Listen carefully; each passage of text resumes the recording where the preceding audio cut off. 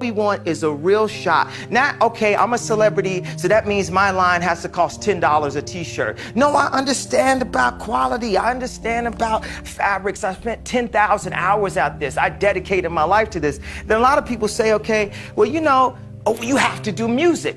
I'm gonna keep doing music, but what if people told me I couldn't rap? What would have happened? What if people told me I couldn't perform? You know, I'm only 36 years old. I have other goals and other things, and I'm gonna use my platform, every platform, to stand up and say, I wanna make something. I wanna make the next Ralph Lauren.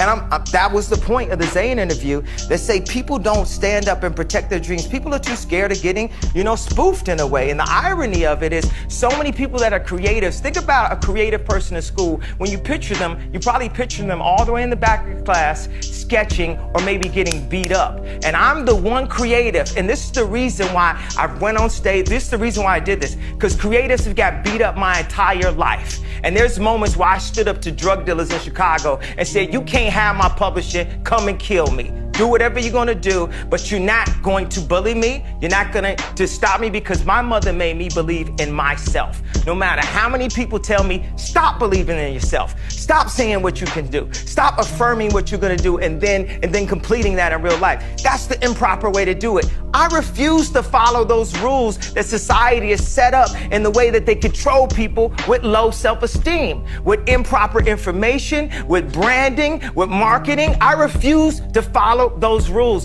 It's about truth. It's about information. It's about awesomeness. And the only luxury is time. The time you spend with your family. That's the only luxury. So this concept of luxury is improper to me. It's about, you know, with Nike, with Apple. You remember there was phones that cost $4,000? You know, that's ridiculous. Somebody pull out a Virtu phone right now, you look ridiculous. But there's people who still spend $5,000 on this bag, $10,000 on this, to kind of say exactly what I said before. Oh, we're better than you. We're this than you. Yeah, I mean, taste, culture, art, you know, just the quality of life. You know, this is what I'm here to do. So when I compare myself to Steve Jobs or Walt Disney, Howard Hughes, David Stern, Michelangelo, Da Vinci, Jesus, or whatever it is, I'm saying these are my heroes. These are people that I look up to. This is the type of impact I want to make on the earth. If I can make this type of impact up to this point, what can I do if you call Bob Iger and say, yo, give him a shot? If you call Oprah and say, yo, back this kid. His parents were educators. He wants to educate. He wants to look at curriculums and say, how do we simplify that? Exactly what I did in music, I want to apply to product. I want to apply to education. This is what my company Donda is about. I could rap all I want. But without that Rockefeller chain and Damon giving me that Rockefeller chain, or without getting a record deal, I don't care how many beats I sold to whoever, I couldn't have made it to the point to make Jesus Walks. And now, even as a celebrity, blah, blah, blah, I've reached a ceiling. And the way paparazzi talk to me and my family is disrespectful also. You know what I'm saying? We bring something of joy to the world. When people hear my music, they have a good time. And I should be respected as such when I walk down the street. Don't ask me a question about something you saw in the tabloids. Don't try to antagonize me, because you know what? It's not safe for you in this zoo. You know, never think that I'm not from Chicago for 1 second. And think you can walk up and disrespect me and my family constantly. And people say, well, you signed up to be a celebrity, blah, blah, blah. It's like, you know, and I understand, Papa. I understand you got to get your money. It's hard out here, blah, blah. But let's have respect for each other. You do help me get money, paparazzi. You know what I'm saying? You show people how fresh my outfit is. That helps me influence people. This is what we do to hold people back. This is what we do. And we got this other thing that's also been working for a long time, where you don't have to be racist anymore. It's called self-hate. It works on itself. It's like real estate of racism, where just like that, when someone comes up and says something like, I am a god, everybody says, who does he think he is? I just told you who I thought I was, a god. I just told you, that's who I think I am. Would it have been better if I had a song that said, I am a nigga? Or if I had a song that said, I'm a gangster? Or if I had a song that said, I am a pimp? All those colors and patinas fit better on a person like me, right? But to say you are a god, especially when you got shipped over to the country that you're in and your last name is a slave owner's. How could you say that? How could you have that mentality? How about us as a people, we can't do it on our own. That's true. We have to understand that we're not each other's enemy. We have to stop discriminating against each other due to class and due to race and due to location or financial, position. We have to say, wow, that is the best version. Let's use it. Let's bring it to light. Let's move forward. Let's push forward as a civilization. I always felt like I could do anything. That's the main thing people are controlled by. Thoughts, their perception of themselves. They're slowed down by their perception of themselves. If you're taught you can't do anything, you won't do anything. I was taught I could do everything. Go listen to all my music. It's the codes of self-esteem. It's the codes of who you are. If you're a Kanye West fan, you're not a fan of me, you're a fan of yourself. You will believe in yourself. I'm just the espresso. I'm just a shot in the morning to get you going, to make you believe that you can overcome that situation that you're dealing with all the time. I'm not in a competition with anyone. None of us will be remembered. Our existence as a race, humanity, period, is a blip, a millisecond of our life in the entire scope of the universe. All these walls that keep us from loving each other as like one family, as one race, racism, religion, where we grew up, whatever it is, class, social and economics, all this. What makes us be so selfish, prideful? What makes us not want to help the next man? What makes us, be so focused on a personal legacy as opposed to an entire legacy of a race? The dinosaurs aren't remembered for much more than their bones. So for when humanity's gone, what do we give to even this little planet, that we're on? And what could we do collectively? Removing the pride.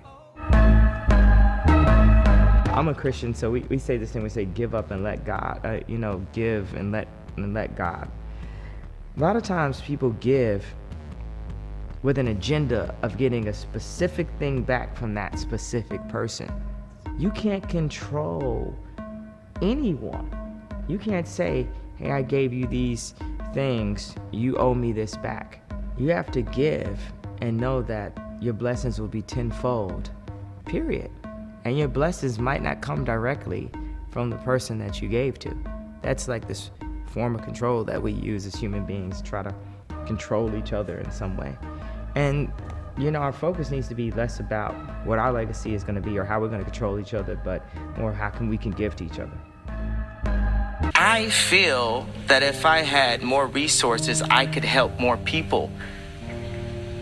I have ideas that can make the human race existence within our 100 years better. Period. The paparazzi, whatever perception you have of me, starting with the truth, starting with what everyone's thinking, start there, put some dope with it.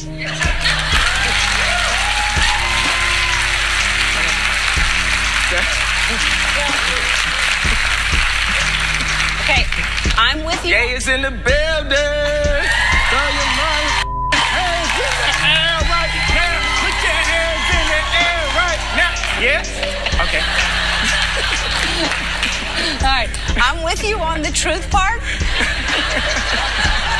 When you say put some dope with it, just give me one example. Just get what the idea is, because maybe somebody watching will give you the money. Well, we're in a renaissance period. We're in a place where people are multidisciplined artists, like Steve McQueen that directed 12 Years a Slave. He was considered to just be a photographer, but then he won an Oscar. We're not in a place where people can only have one career, one profession throughout their entire life. So the exact amount of emotion and color palette and sonics and everything that I put into my music, I put them into the shoes.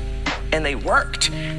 People never write, Kanye's pissing everybody off, Kanye's making so much. They try to position it through the media in some way that I'm whatever your friends might say. So we saw Kanye, how was he? Did he but I care about people. I care about, my dad lived in homeless shelters less than 5 years ago. To find out, he's a psych major. My mom was the first black female chair of the English department at Chicago State University. I was raised to do something, to make a difference, to take, you know, I didn't take the Oscars as a joke. It was funny, you know what I'm saying? It was like the moment, like all black, you know, actors can talk about the glass ceilings that we've dealt with out in this town. And it's you get your night, go ahead. Chris Rock's gonna do it. Bam, talk about how many times you've been blocked from being able to excel. I didn't take it as a joke. It ain't no joke, as Rakim said. It ain't no joke. I used to let the mic smoke. Now I slam it and make sure it's broke. That's what I was raised on, Rakim, Fife Dog, hip hop, expression, hip hop. Started out in the park. Now everybody's trying to charge. I don't give a how much you sold. If you playing on radio, are you connecting? Picasso is dead. Steve Jobs is dead. Walt Disney is dead. Name somebody living that you can name in the same breath as them. Don't tell me about being likable. We got 100 years here. We're one race, the human race, one civilization. We're a blip in the existence of the universe. And we constantly trying to pull each other down, not doing things to help each other. That's my point. It's like I'm shaking talking about, I know it's daytime TV, but I feel that I can make a difference while I'm here.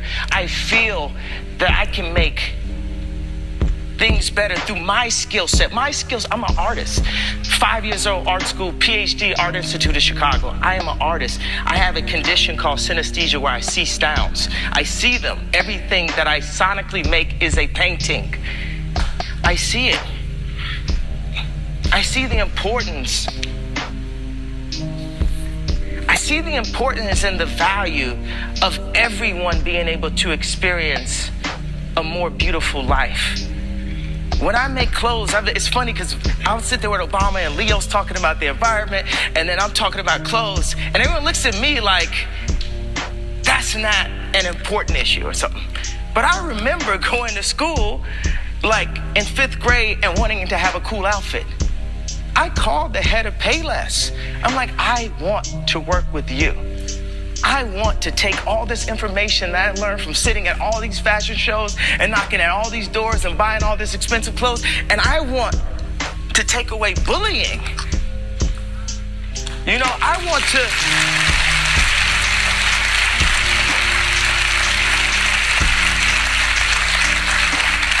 Michael Jackson and Russell Simmons is the reason why I was able to go so far in music. There was a time when Michael Jackson couldn't get his video on MTV because he was considered to be urban. The Michael Jackson. So I literally have to be Michael Jackson of apparel in order to break open the doors for everyone that will come after I'm gone, after I'm dead. After they call me wacko Kanye. Isn't that so funny? The people point fingers at the people who have influenced us the most. They talk the most about the people who cared the most. I'm sorry, daytime television.